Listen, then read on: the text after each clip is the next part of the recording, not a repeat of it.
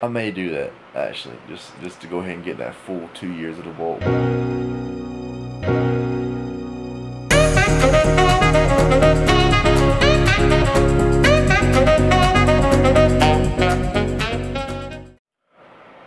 Alright everybody, weigh-in time here. I'm just getting up.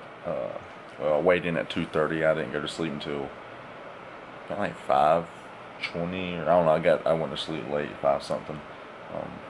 I stayed with Kirkland super late, and it was an hour drive back. So that's why that happened. Was gonna go surfing today, but instead I'm going to wait until tomorrow because I mean, time-wise, like there's not. I'd be driving for like an hour and a half worth of surf. It's not worth it, all the driving.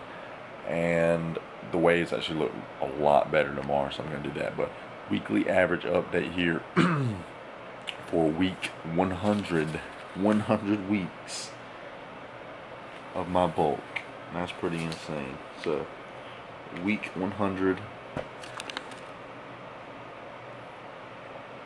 a weekly average is, drum roll please, 184.8. Bam. And the last time I checked, my body fat was here. It was 14.6% body fat. So I'll go one more week. Once my weekly average hits over 185, that's when the bulk is a wrap. Not just when I touch 185, because I've hit a 185.4 weigh in here, 185.4, 185.6 way up here, and that was the first time I hit 185. But you know, I'm just saying, look at this weight gain, guys, girls. This is how you want to do a lean bulk.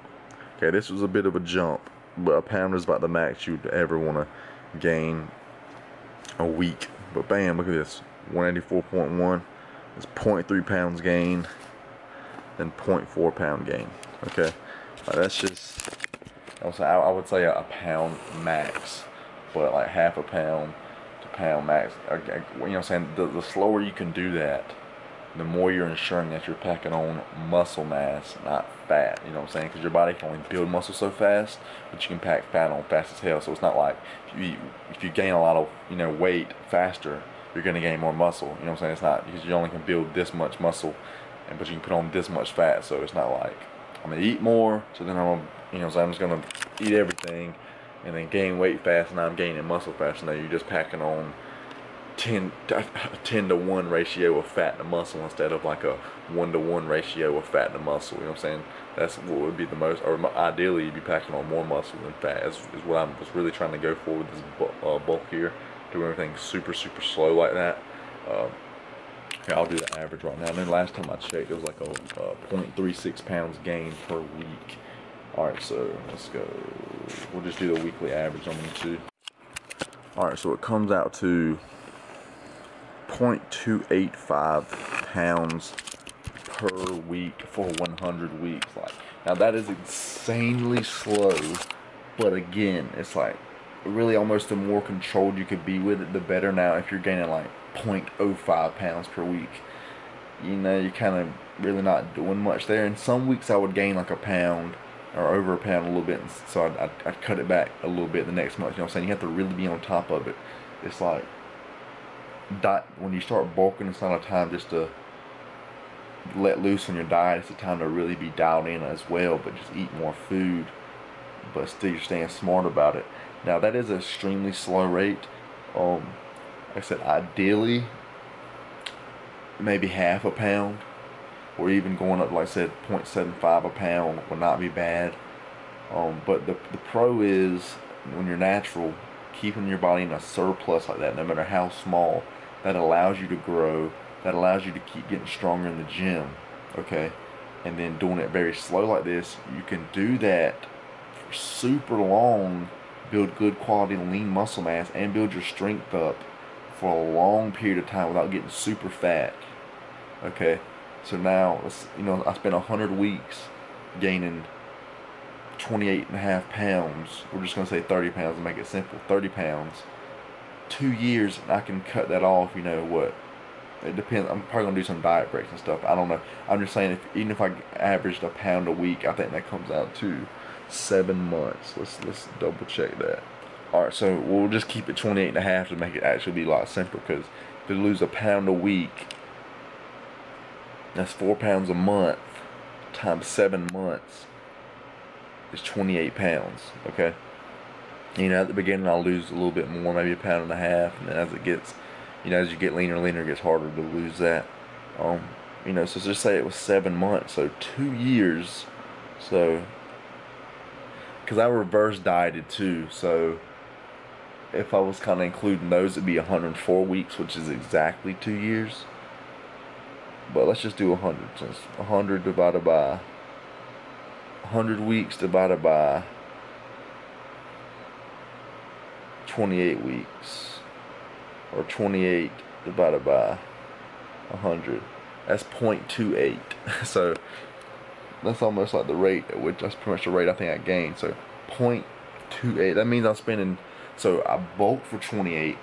I bulked for 2 years. That means I'm spending 28% of my time in a deficit compared to the 100 weeks. You know what I'm saying? So 0.28 minus 1. So that means I've spent 72% of my time in a surplus, and then I'll be spending 28% of my time in a deficit. That's it. Just losing 1 pound a week, and that's ideal. That's what you want, because when you're cutting, you know, you can still maybe gain some strength here and there, but for the most part, you're not really going to be making too many PRs and stuff like that, just because, you know what I'm saying, if you're losing a lot of weight, you're just a lot lighter of a person. But you see, that's ideal. So 7 months compared to damn, 52 or 24 months. You see what I'm saying? So that's what you want. You want to be in a surplus always a lot longer than you're in a deficit. You know what I'm saying? That way, you know, your hormones are staying, you know, nice and optimized. And again, like I said, but you do it slowly so you can really optimize that. And the younger you are, the better it is to start getting on that slow bulking journey if you really want to pack on some good quality mass. That's why I did it again. Now, really going back and assessing, not going like, oh, I did it perfectly. I would maybe say, maybe gain half a pound a week. But I'm not upset or like mad. Like, I think the bulk went great, and again, I got 1 more week on it, so I'm not upset with how it went or anything at all. I'm very happy with that. Like I said, some weeks I would gain more, so I'd cut back some weeks, and I've been kind of working around some, like, not gonna say injuries, but something kind of like that. So I haven't been training as often here and there, so therefore, like, I don't so I don't eat as much those weeks. So I you know, because when I'm not training, I just don't want to constantly give my body too many excess calories, just because I'm pure T putting on fat, and then, you know what I'm saying. So I'll eat lower than when I train. You know, eat up those few days around that to feed my body to grow, and then, you know, a little bit lower on the other days.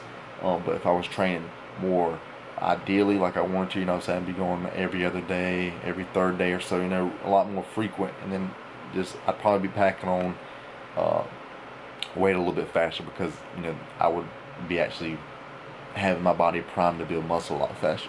Anyway, 1 more week here, and then the bulk is coming to an end. So it would be a 101 week journey if I'm counting the reverse dieting time frame, which technically I'm still in a deficit a little bit of those time frames of the reverse dieting. I did 4 weeks of it, but I was still gaining weight back up, you know, basically water weight and stuff. But if I'm counting that, that's 105 weeks. So 2 years, 1 week. But although if you just want to look at 101 weeks, whatever. Basically 2 years. Absolutely freaking dope. That's probably what I'm gonna stick with.